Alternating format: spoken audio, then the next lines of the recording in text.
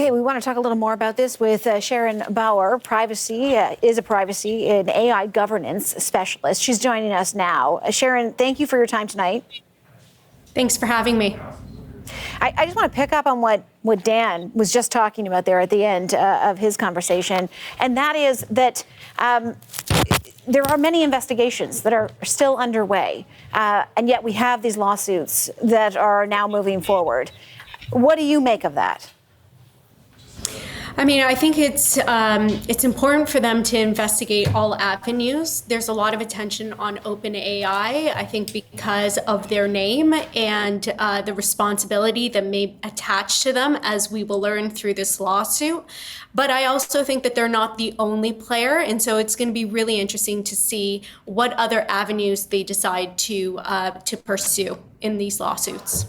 And we know that Sam Altman, who is the CEO of OpenAI, he did recently apologize to the community of Tumbler Ridge. It was in a statement. Question about that. Does that mean that he has already admitted fault? No. So an apology is not an admission of fault or guilt. A pure expression of sympathy. So I'm sorry for your loss is not a legal admission of liability. However, Altman did say, besides the fact that he was sorry, he did confirm that OpenAI did know about the account, that it was flagged, that authorities were not notified. And those are all factual concessions, which ultimately will help the plaintiffs in the case. But none of it was new. They knew that OpenAI knew about the account and that it was flagged and authorities were not notified.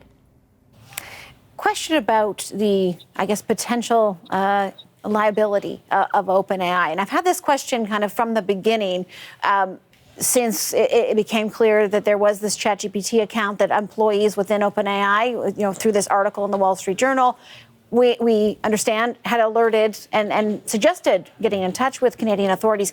But what is the liability that OpenAI faces when in other, shooting incidents we know throughout the United States, their computers are seized of the suspect or the person who is eventually found guilty, and it's combed through, and there are searches that are discovered, but Google has never been put to that same standard. Right. So there are a few issues in the statement that you just gave. I think it's really important to distinguish between a duty to report, which is the first issue that we dealt with a few months ago. Why didn't ChatGPT, or rather OpenAI, report this incident to the authorities? And this is a privacy law issue. And in that case, OpenAI did not have a legal obligation to report it for privacy reasons for any user, including the shooter. What is at hand right now with this lawsuit is not a duty to report, but rather a duty to act. So now we're looking at tort law, which is negligence. And the lawsuit, again, is not primarily about the duty to report, but what was their duty to act when they found out about the conversation that the shooter had on their platform, when they had knowledge of a foreseeable risk of serious harm, and what reasonable steps should they have taken to prevent this harm? So again, the question isn't, should you have called the police? It's much broader. It is a question about, should they have designed a product to keep it safe, to keep the public safe? Should they have prevented re-registration of that individual, which we know they originally closed the shooter's account and the shooter came right back on? And should they have terminated any dangerous conversations or do anything? That is the question. What should they have done to prevent this from happening? But then I guess to the last point that I had made there was, I realized that Google in its early stages would not be what we would call AI, but certainly in the early days, it was a huge advancement. It provided information very quickly.